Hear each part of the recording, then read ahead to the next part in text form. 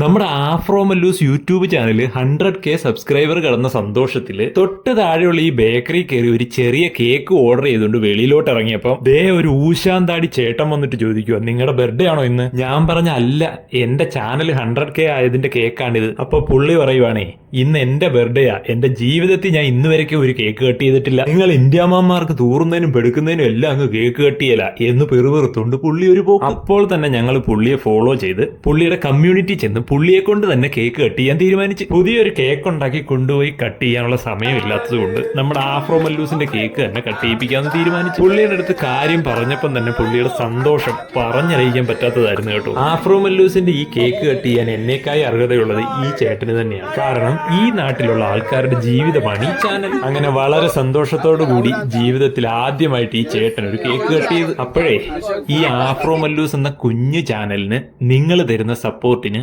1000 നന്ദി.